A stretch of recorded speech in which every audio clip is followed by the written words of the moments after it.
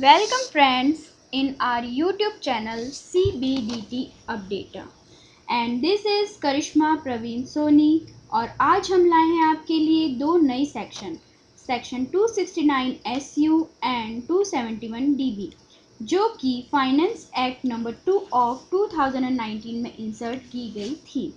दोस्तों, in section के insertion के बाद इनसे रिलेटेड कुछ नोटिफिकेशंस एंड सर्कुलर्स भी आए हैं जिनके बारे में आज हम डिस्कस करेंगे। इस डिस्कशन को हम क्वेश्चन आंसर फॉर्म में डिस्क्राइब करेंगे जिससे कि आप आसानी से इसे समझ पाएंगे। So let's start. दोस्तों, सबसे पहला क्वेश्चन हमारे माइंड में जो आता है वो यह है कि what are these sections all about. To promote digital economy and move towards a less cash economy, after 269 ST, a new section 269 SU was inserted, which states as under. 269 SU, every person carrying on business shall provide facility for accepting payment through prescribed electronic modes in addition to the facility for other electronic modes of payment, if any being provided by such a person, if his total sales, turnover or gross receipts, as the case may be in business, exceeds 50 crore rupees during the immediately preceding previous year, and after 271 DA, a new section 271 DB was inserted, which states as under. 271 DB.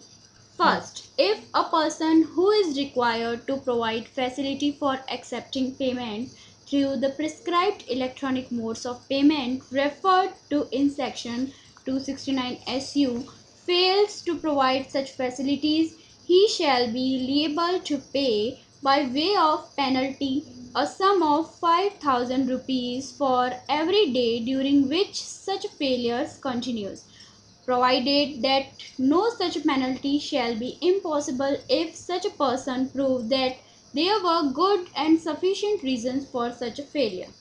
Any penalty impossible under subsection first shall be imposed by the Joint Commissioner of Income Tax.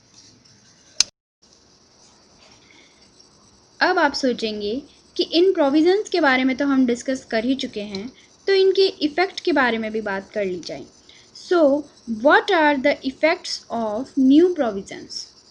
Friends, the effect of Section 269 SU was that every person whose turnover exceeds rupees 50 crore in immediately preceding previous year need to provide facility for accepting payment through prescribed electronic modes.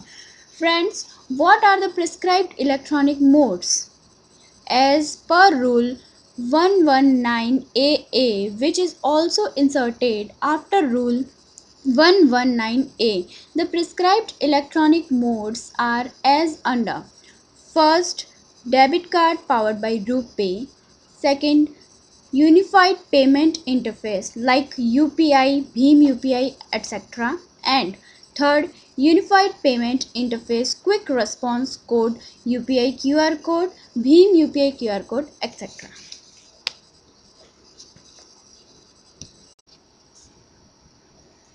अब हम आपको बताते हैं कि अगर 269 SU के provisions को comply नहीं करेंगे तो क्या कॉन्सिक्वेंसेस फेस करने पड़ेंगे।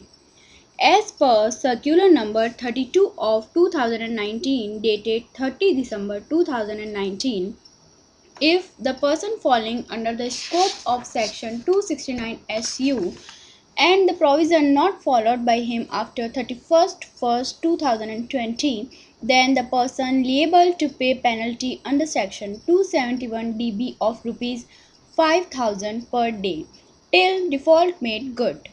दोस्तों, there are also some remedies provided by government under section 10A of the Payment and Settlement System Act 2007. Inserted by the Finance Act provides that no bank or system provider shall impose any charge on a payer making payment or a beneficiary receiving payment through electronic modes prescribed under Section 269 SU of the Act. Consequently, any charge, including the MDR, shall not be applicable on or after 1st January 2020 on payment made through prescribed electronic modes.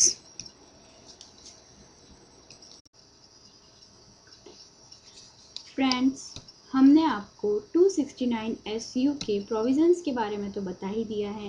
अब हम बात करेंगे कि how to comply with section 269 SU. In order to comply, you first have to take the above mentioned facilities from bank and after that log in on Income Tax India efiling.gov.in